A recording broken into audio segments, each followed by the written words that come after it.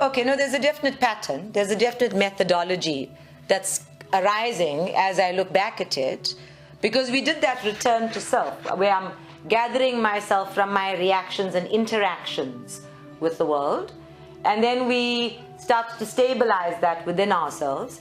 We started to speak, to dialogue inside out about who am I being, and what am I doing, and what is my purpose here? What does my higher self see and say and feel about who I am being on this plane? And then, of course, how do I distort my understanding of myself on this plane? And how do I distort my relationship with myself as spirit and spirit as all other beings? So this is the pattern that has evolved in terms of the past month, at least, of meditation, ever since the return to self meditation. So today, one of the things we should be talking about as a follow-up on all of that, one of the things that we do need to talk about in terms of this pattern of being soul and dialoguing with one's physical body breath by breath, and dialoguing with one's soul self in terms of scanning oneself and learning about purpose and whether or not we're actually remaining on purpose. All of these topics come together under one major topic called the sacred blueprint. Now, I talk about a whole range of soul-based topics in the center on the understanding, like when I say sacred contract, it is on the understanding that everybody knows what I'm talking about, that we've had meditations and discussions about each and every one of us engaging in a sacred contract of self with self, and self with the universe, and self with all other souls. We talk about how all of these sacred contracts are ruled on the earth plane by the sacral chakra. So, moving up from that, we then talk about the fact that all of these sacred contracts exist in a context, the environment. The sacred space of that contract is exactly what we call your evolution or your blueprint. Now, most people do not have any understanding of what that blueprint is, because unlike architects who have a drawn out plan that tells you exactly which room goes where and which cupboard goes where and where the roof starts and where the dungeons end, we don't know with our sacred selves, with our soul selves, how that blueprint is created. What we do know from scientific observation and research, and what we do know from psychic phenomena and psychic observation, experience, and research, is that that blueprint operates in exactly the same flow as the rest of the universe, which is the golden ratio.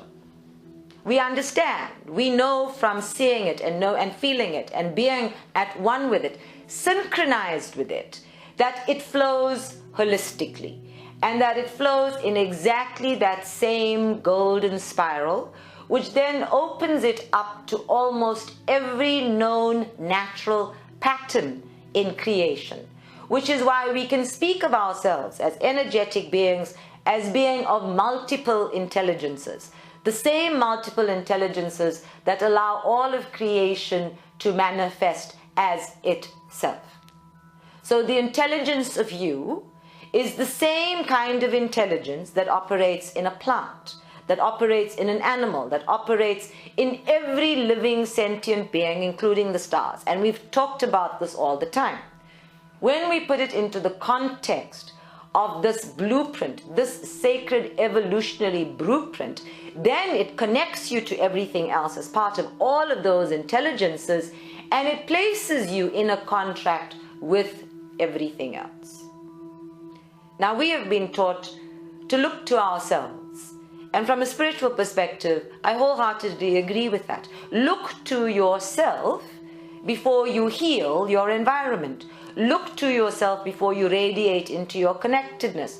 Look to yourself in order to uplift, and today is Ascension Day, ascend into higher and higher vibrations in order to uplift everything else. It makes complete sense to me. What we don't consider as we're doing this is that this blueprint is as fluid and as flexible as you are. unlike an architectural blueprint that you have to follow to the T, the sacred blueprint of your contract with self and all others is open to this magnificent thing called free will. So, for example, if you decided that you were going to be born to those particular parents, into that particular religion, etc., you have room and all of the full variety of experiences available to change all of that. One of the ways in which we look at this blueprint that you created for yourself is by looking at your birth chart. The other way that we look at this blueprint that you created for yourself is looking at your numerology. Another way that we look at this blueprint that you created for yourself is reading your auric field and reading your chakras and reading what cellular memory holds there in your subconscious mind and in your unconscious mind through regressions and progressions. So the Lightworker community has developed a full range of ways at looking at you from all sides now in order to get a fuller picture of what is this contract that you have created with the whole universe. Unfortunately, as they commercialize this airy-fairy world, they put it into one little world called purpose, and suddenly everybody wants to know, what is my purpose? As if there is one single thing that you could possibly do on this planet to make a whole difference to the whole of the universe.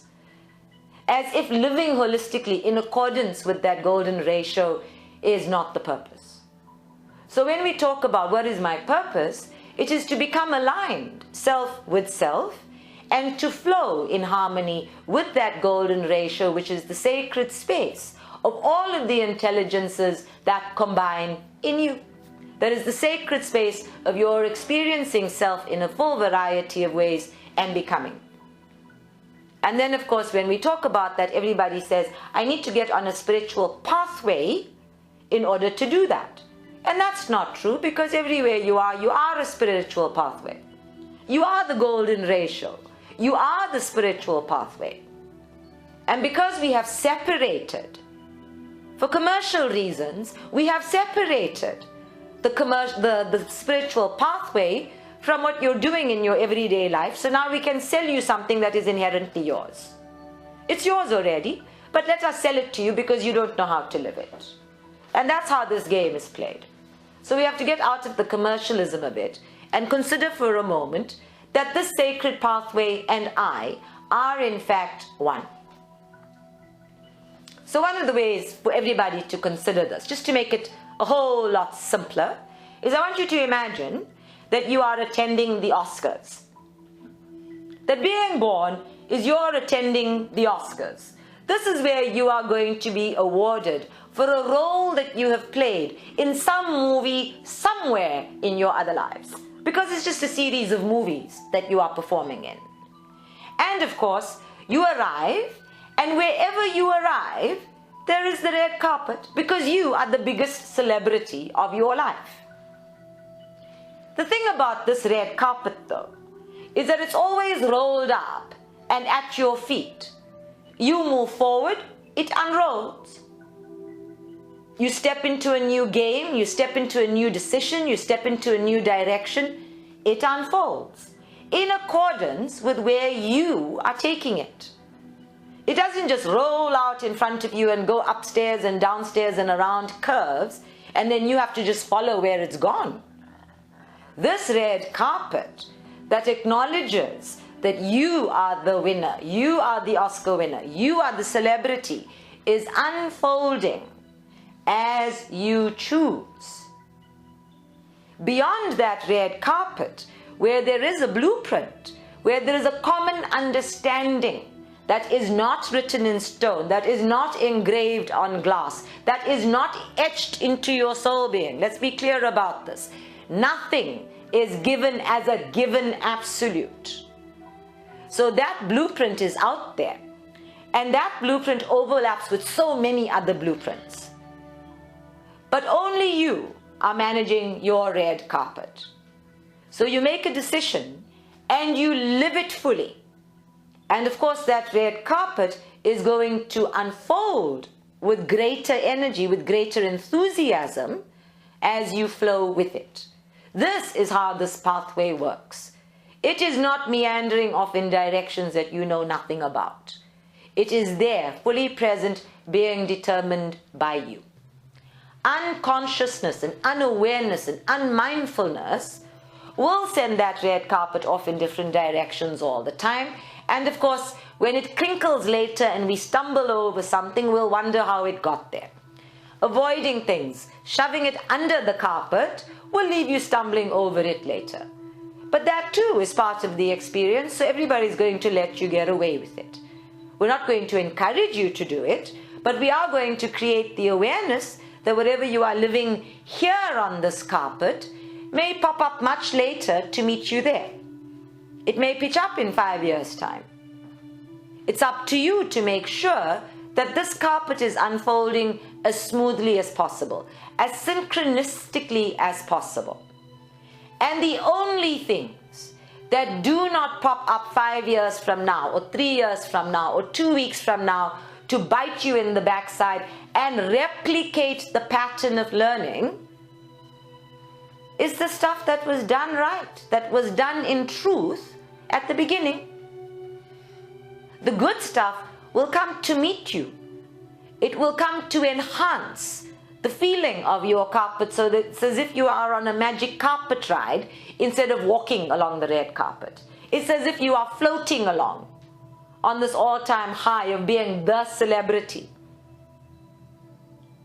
But when we're doing stuff here that leaves us feeling bad, leaves us feeling guilty, leaves us feeling burdened by ourselves, by our own behaviors, by our own decisions, by our own thinking, then of course unrolling that carpet feels like hard work. And of course we will have a concern about where we will bump into ourselves again. If only because every decision we're making is radiating out into that blueprint. It's radiating out into all of the overlapping blueprints and waiting to meet you. So which version of you do you want to meet? Which version of you are you creating now that is going to manifest in your life in 5 years' time? One of my favorite authors, who is not Shakespeare, well, one of my favorite authors other than Shakespeare, is D.H. Lawrence. And I recall somewhere in high school, D.H. Lawrence says, life is beautiful if you allow it to consume you. And I remember seeing a beautiful movie called Life is Beautiful. I think it was that Italian movie. Stunning movie about a man who was imprisoned in the Holocaust, during the Holocaust, with his young boy. And he turns it into such a beautiful adventure for his son, so that his son is never afraid. His son is always excited, looking forward to things. He explains everything in such a beautiful way that he protects his son from any possible trauma. He knows they are going to die. He knows this. And I can't remember the end, whether they actually do die or not, but he knows this at the beginning. And he refuses for his son to be traumatized by these events. He makes everything into a challenge. No matter how harsh or ugly or sad or tragic it is, he makes it into an adventure. And that very attitude makes life in this camp beautiful. In this child's mind, it is a beautiful life. So I'm not likening your life to a Holocaust camp, but a slight shift in attitude certainly will make life beautiful. And D.H. Lawrence says life is beautiful if you allow it to consume you. This world that we live in, the consumer world we live in, teaches us that we must consume life, that we must take big chunks of it as our own, that we must own it and possess it and determine it even, that we must manipulate it so that it is in our control. This possessive game, as if we have ownership of it, as if we have ownership of everything in creation, including all of the animals and the stars. We have ownership of everything, so we can consume it. And yet the opposite is required to make life beautiful, to allow life to consume you, to get outside of your boxes and let life flow into you. Let it consume you with every possible aspect that it is able to give you, with the attitude that it is beautiful. How can it not be? What about life is not beautiful? Only the bits that you're interfering with, only the bits that you're trying to control and manage, only the bits that the human brain gets involved in with its greed and its larceny is ugly. And even that, from a spiritual perspective, is part of the journey, is part of the experience, part of the learning curve, part of that golden ratio. And so it too is beautiful. But it is our attitudes and our approach and our willingness to live this connectedness with everything that makes us open to life consuming us, life buoying us up and moving us forward in our own direction, in a direction that is synchronized with our own needs. And then that red carpet unfolds. Before you've even approached it, it is unfolding and it is beckoning and it is calling and it looks like it is flying. It becomes that magic carpet ride. But the willingness to allow life to consume you, now that's hard. That's really hard, because you can't just decide, yes, life is beautiful. You actually have to feel it. You have to know it. You have to experience it as being beautiful. And when I talk to people about partnership relationships and they tell me everything they're afraid of and how they've set those things up as points of view, points of judgment, never once realizing that everything that they've set themselves up with is actually damaging the relationship before they even have it. That it's determining the relationship before they even have it. And of course, when you say, let's take all of that away, let's just take all of it away and trust that being who you are, flaws and all, is okay. That is going to attract what you need most. That will bring you like, attraction. That will bring you the positive, work at it kind of relationship that holds value. And when they do that, they discover that they can actually be fully present, that this relating, this part of life can consume them and uplift them. But the people who keep their boundaries and judgments and criteria in place, they always wind up with all of that stuff manifesting, because we're manifesting our biggest fears. We're manifesting everything that we send out to the universe the loudest. Why? Because the universe agrees. You are always right. Now, there are two ways of being right. You can be shitty right from your fear, or you can be fabulously right. You pick, you pick, you pick. Every step, every step, every step, you pick. Most people are shitty right. They want to be right in comparison to others. And so they're so focused on happening on the outside world that they don't realize that their very rightness is poisoning them on the inside. So they are right, but. Now, I come from a space where, in terms of spirit anyway, I am always right. I know it. Even as I speak it, my red carpet is going to unfold exactly to that place. And spirit is going to make whatever I said right. If it is the truth for me now, spirit is making it right over there, even as I have said it. If I'm being a shitty human being right here, well, spirit is still going to make it right. But guess what? I'm the one who's going to meet it. So it's going to be a very shitty right that I'm meeting over there. Yeah. We forget that we are in this presence all the time. We forget basic things like the Akashic records, which says everything you say, everything you do, everything you feel and know, every way in which you impact on any other living being is recorded. If any of that is out of integrity with who you are, if any of that is not the truth for you, then you are tainting your own energy. So we've had meditations about the truth. We've had meditations about manifestation. You've been read the Riot Act for the past 2 weeks. I'm pulling it all together, so you must see it in this blueprint. See yourself as the celebrity on this red carpet. See yourself as the being who is determining the pathway and is the pathway. And see yourself in that golden spiral context of an entire universe that is agreeing 100% unconditionally with everything you think, say, feel, and do. Unconditionally. That is the context of the blueprint. And a sacred vow, a sacred blueprint, works in every direction, holistically, simultaneously. This is not just that you have a vow to everybody else, but that everybody else has a vow to you.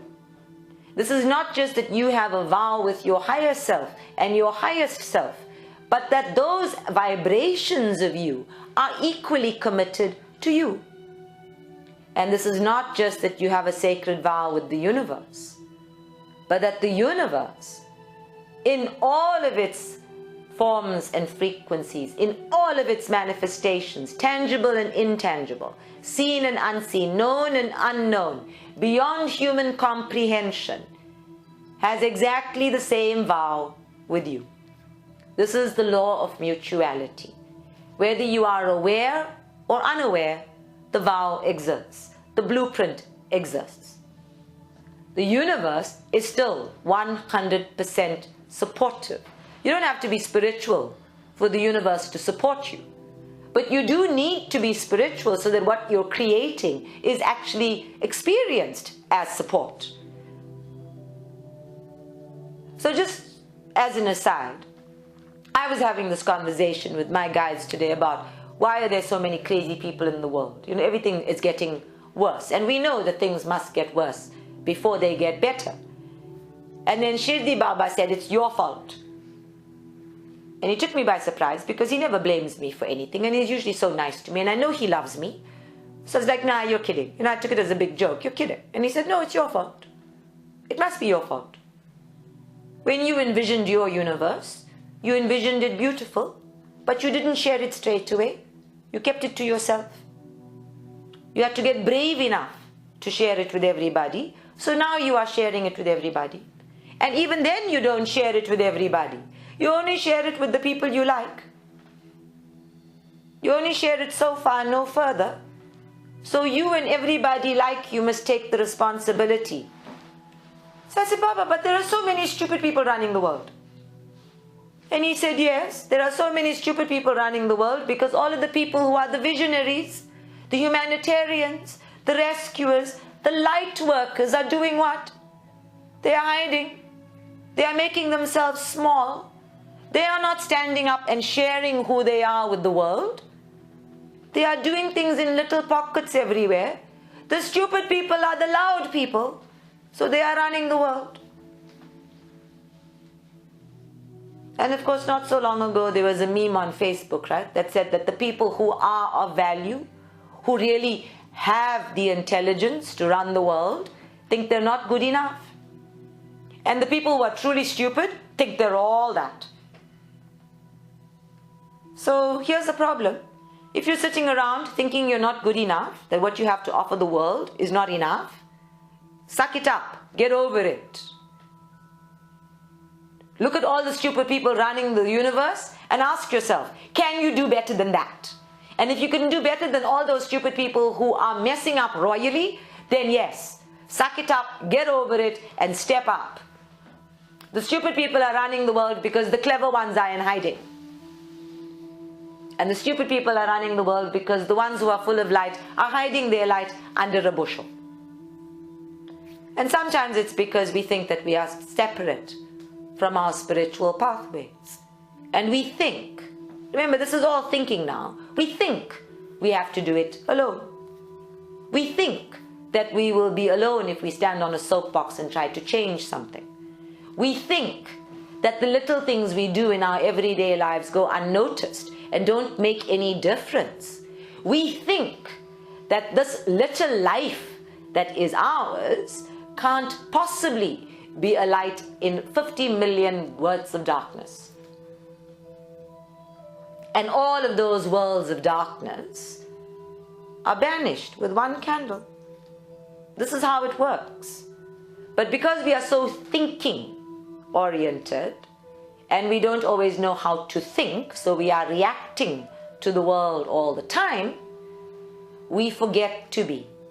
We forget to be mindful. We forget to be soul. We forget to be the pathway and the unfolding. That golden spiral operates on a synchronistic, harmonious flow with all of the intelligences of the universe. There is no question that it works for creation, that it is not in the least a destructive force. It is a replicating pattern that connects everything. And then if you need me to, I can send you a message every morning, like I get, saying, hello, it's you, I see you. Don't you get that message in the mornings? When you open your eyes, or somebody nudging you saying, wake up, come now. Why do you assume that you are not in the presence? That spirit is not seeing you? And more importantly, why do you assume that they don't hear everything you do? Did you know that some people fart louder than others? And that the louder the fart doesn't mean stronger the smell? These are the sorts of things Spirit talks about on occasion. Yeah. I mean, I didn't know that a client of mine spends an hour in the toilet every morning. He spends an hour there because it is the quietest place in his house. He takes the morning paper in with him and he stays there until everybody else is dispersed and gone to school. He emerges when he hears silence outside. It's a good thing they have 2 other toilets. And of all of the ways for me to verify and validate being psychic for him, that was it. It was funny in the extreme. But these are the minor details of our lives that we don't notice. And certainly not a question I would have about your life. And yet Spirit knows these things. Just because we don't talk about the minuscule details doesn't mean they don't know them. When you are sitting here, or when you are here for a session, 90 minutes, 45 minutes, 2 hours, it's a drop in the bucket of everything that you have said, everything you have done, everything you have been, every ripple effect impact you have had with one single gesture since I saw you last. That is a lot of data. That is a lot of data. How many terabytes of data is that exactly? Who knows? And if your brain is working at its normal 6%, that's 60,000 thoughts per second. How many terabytes of data are you uploading into this universe unconsciously every moment of every day? We've had this talk before. What we're doing is putting it in a context. This blueprint that you are, this blueprint that you are becoming, this blueprint that you agreed to before you were born, that connects you to all of your past lives and your future lives. This blueprint that connects you to every soul that you are profoundly, intimately in relationship with in this lifetime. This is its value to you. And on that blueprint, you are alone with yourself and Spirit. No human being, no incarnated being can engage in that blueprint with you. They can overlap, they can share, but they cannot determine it with you. They cannot experience your golden spiral. The golden spiral, as it exists in one tree, takes a different flow to how it exists in a flower. This is sacred geometry. It is different in all things. Its form, its frequency is different. The ratio is the same. So you have to look to you. You have to engage with this within yourself. You are the celebrity on this red carpet, heading steadily for that Oscar. And if you don't like an Oscar, well, then let us give you some other award. I don't like the Oscars either. They always remind me of Riva Steenkamp, and that annoys me now. So name it anything you like, but become the hero of your own life. Step up. Nobody else is going to live it. Now logical minds, really there are lots of those in the world. They are far too tedious for me, these logical minds, because I have to take them step by step through their own logic. So when your logical mind gets into an argument with this notion that first and foremost, you are spirit, you are energy, you are soul, you are part of a bigger blueprint, let me ask your logical mind, how do you breathe? And for everybody who doesn't know the answer straight off, in order to give me the technical details about how your lungs work with your respiratory tract, etc., then by all means we can Google it and you'll be able to read it to me, and I will get caught up in all of this logic. In fact, Demir is so very good at this, he probably would have had it done by now if he was allowed to. Yeah? Of course, we can Google the technical details. How do I breathe? All there. And then we go underneath that, and I say, how does your body know that it must have this involuntary reaction to breathe? Well, it's there. It's part of my mind, right?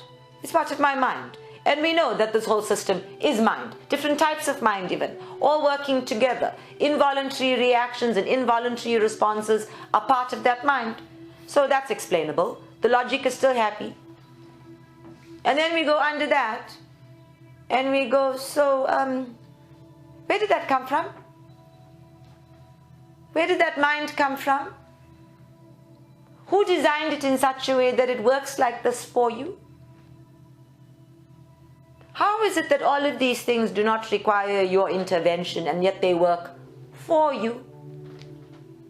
Do you really have to look outside in the universe to see that the consciousness behind the consciousness behind the consciousness is working for you? And in fact, the only reason we have to go 3 layers back is because you've already gotten caught up in your logical brain with the 2 layers on top. And if we just skipped past that, as that's what my newbie brain is thinking now, we'd go all the way back and we'd see that when fish walked out of the water, that was what was happening. You know, fish walked out of the water, right? I think that's really funny. It's like so hilarious for me. Anyway, don't take that part seriously, because I don't know whether fish walked out of the water or not. It's a mind-boggling thought for me. Whole other system of evolution happening there. But this is the thing. Behind everything, if you trace it all the way back and you go why, where, when, how, you go all the way back and you'll discover that logic fails. Scientists have been saying this for years. And if you go all the way back, you'll discover that there is reason. Good reason. Because it's only reason that takes us all that way back. We want to make sense of things. We want to be reasonable in our logic. You'll find good reason to trust yourself. Good reason to like yourself enough. Good reason to appreciate yourself enough to make yourself the hero or heroine of your own life. Whole other archetype. Make yourself the celebrity of your own life. When I look at the world celebrating celebrity, I think, how can you be celebrating all of these worthless beings? You know, what is wrong with all these stupid people? And I realized somebody taught them to do that. And it was the celebrity actually. The celebrity has put themselves out there on a red carpet and said, here I am, admire me. I'm wearing this stupid t-shirt today, like it. Admire it, isn't it fabulous? And all of the zombies followed. And those of us who are intelligent enough to see this, well, we've been standing on the sidelines going, yeah, well, no, fine. You know, it's the stupid people. Let them do as they please. And we can be discerning and judgmental all at the same time, and it's really not about us. We can watch the hyenas laugh until we realize that they are laughing at us. So right now, the stupid people rule. That's where we're at. Right now, the stupid people rule. And there have been enough coconuts falling from the trees for the monkeys to figure out how to break those damn things open, get the water and that lovely coconut. We've had enough monkeys figuring it out. The evolutionary tip is coming. And when it tips, Because you know this one, right? About the monkeys learning. You all know this one. Okay. Thank you. Baba says he knows it. I'm good with this. So, this is the evolutionary pattern. You get to a certain percentage of the monkeys who've learned how to break the coconut open and access the coconut and the water. And that's when the tipping scale happens and the entire tribe is doing it. So that tipping scale is here. It's the new moon in Gemini. It is here. It is ours. And we have to be the ones to make sure that that final flipping of the switch is complete. The stupid people are ruling right now. I don't like it when stupid people win. And by stupid, I don't mean lacking intelligence. I mean manipulating intelligence in order to deplete and drain all of the other human beings of their intelligence. That's what the stupid people are doing. So they're not so stupid. They're stupid people because they're focused on a particular consumerism. They're stupid people because their ideals and their values don't match with what is truly required for a golden age. They're stupid people because they don't have compassion and grace and faith in those systems. That's why they're stupid people for me. But they're not stupid at all. They're highly manipulative. And it's taken a lot of work to get to a tipping scale. So we have to be more and more aware every step of the way of how we're connected to each other, what this blueprint says. And for every one person that's connected to at least 5 other stupid people, you have got to be a brighter light. I, of course, am connected to thousands of stupid people. Present company included, including me. Okay. So Fatima is always telling me to be patient. That people are a work in progress. And I am in full agreement with all of that. Totally. I am impatient by nature and I apologize. So I agree. Everybody's a work in progress. We must all pace ourselves. We must get where we're going when we get there. That's part of the learning curve for everybody. But in the blueprint itself for humanity, in the blueprint for an entire consciousness that is evolving, when we reach a tipping point, we have to man up. We have to stand up and be counted. And that happens inside each and every one of us. It doesn't happen outside on soapboxes. It happens here, within oneself. You have to shift and change inside. That golden spiral that is you must be connecting with everything else with a higher frequency than ever before in order to maintain this tipping point. And to make sure that when that flips over, we come back into a state of balance in random chaos, as opposed to random chaos in random chaos.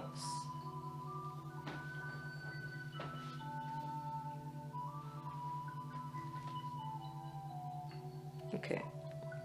I heartily dislike the human brain because it always finds a way to justify and rationalize and excuse and do all sorts of things with the information that is given. It can resist almost everything from its knowing that it knows. It's thinking that it is right. So the two ways of being right are truthful right. You know, you can feel.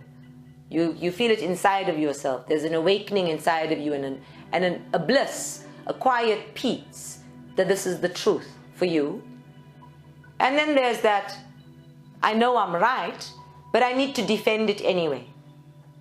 If you need to defend it, you're not right. If you need to defend it, you don't know.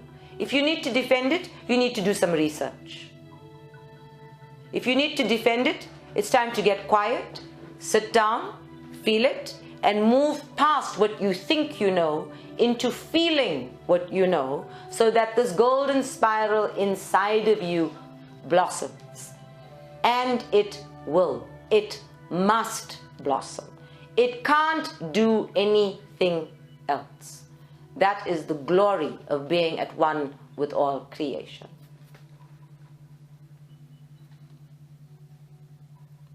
But getting on truth is hard work. So good luck with that.